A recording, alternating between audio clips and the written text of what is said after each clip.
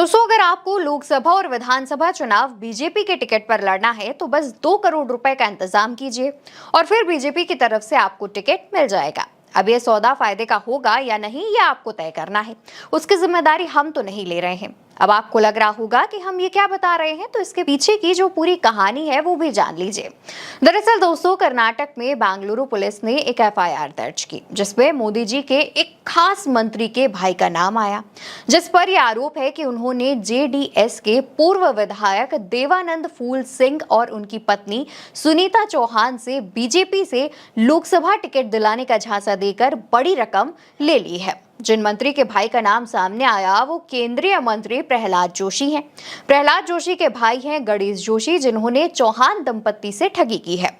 सुनीता चौहान का कहना है कि 2024 के चुनाव में देवानंद चौहान की गोपाल जोशी से मुलाकात हुई। गोपाल जोशी ने लोकसभा चुनाव का टिकट दिलाने की बात कही। गोपाल ने कहा कि मेरे भाई यानी कि प्रहलाद जोशी के यहाँ पर बात हो रही थी कि उनके केंद्र सरकार में अच्छा रुतबा है, उनकी बात पीएम मोदी और अमित शाह जरूर सुनेंगे और देवानंद को विजयपुरा से टिकट दिलाने का वादा कर दिया। इसके बदले में 5 करोड़ रुपए की मांग की गई। तब इन लोगों ने कहा कि हमारे पास इतना पैसा नहीं है, यानी कि 5 करोड़ रुपए की जो डील थी उसे ठुकरा दिया। बाद में 2 करोड़ रुपए में ये डील तय की गई। 25 लाख रुपए कैश का लेन देन हुआ और बाकी पैसों का चेक ले लिया गया।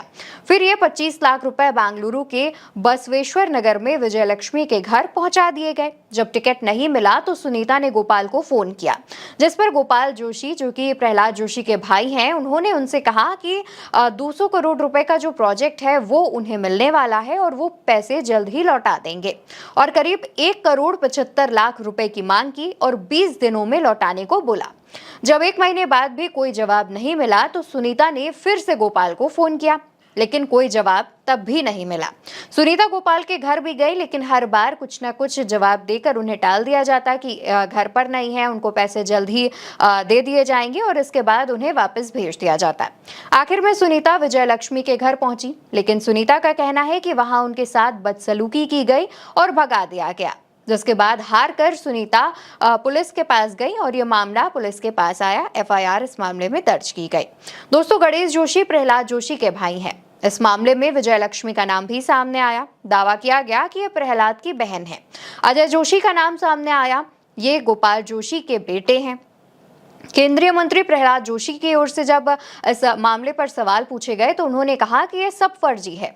विजयलक्ष्मी नाम की उनकी कोई बहन नहीं है और गोपाल जोशी से बीते करीब 20 साल से उनका कोई रिश्ता भी नहीं है। दोस्तों, प्रहलाद जोशी ने अपने भाई से किनारा कर लिया। इस मामले में जब उनके भाई का नाम सामने आया तो उन्होंने ये कहा कि पिछले करीब 10 से 20 साल से उनका और उनके परिवार के बीच उनके भाई से कोई रिश्ता नहीं है। इसकी वजह कहीं आने वाले समय में टिकट कट जाने का डर तो नहीं है। क्या प्रहलाद जोशी को यह डर लग रहा है कि आने वाले दिनों में बीजेपी हो सकता है कि उनका टिकट काट ले, या फिर दिल्ली दरबार का डर उनके मन में है? क्योंकि प्रहलाद जोशी ये बात काफी बेहतरीन तरीके से जानते हैं कि बीजेपी किसी भी कीमत पर अपने वोटरों को नाराज नहीं कर सकती और इस तरीके के मामले सामने आने के बाद बीजेपी की छवि पर दाग तो लगता ही है। और ऐसे मामले में उनकी पार्टी सबसे पहले जो भी मंत्री या नेता हो उन्हें बाहर का रास्ता दिखा देती है। लेकिन उसके बावजूद प्रहलाद जोशी का इस मामले में नाम सामने आ रहा है, क्योंकि उनके भाई का एफआईआर में नाम है, भाई के बेटे का भी एफआईआर में नाम है, जिसके बाद प्रहलाद जोशी ने तो इस मामले से सीधा साफ तौर पर किनारा कर लिया है। अब इसकी वजह तो फिलहाल वो ही बता सकते हैं, लेकिन कहीं ना कहीं जो ये मामला है ये फिलहाल पुलिस के पास पहुंच गया है। अब देखने वाली बात होगी कि क्या सच है क्या झूठ है, ये सब तो जांच के बाद ही पता चलेगा। लेकिन एक बात तो है दोस्तों कि बिना आग के धुआं कहीं नहीं होता। फिलहाल इस खबर पर आपकी क्या राय है, कमेंट बॉक्स में जरूर बताइएगा। नमस्कार।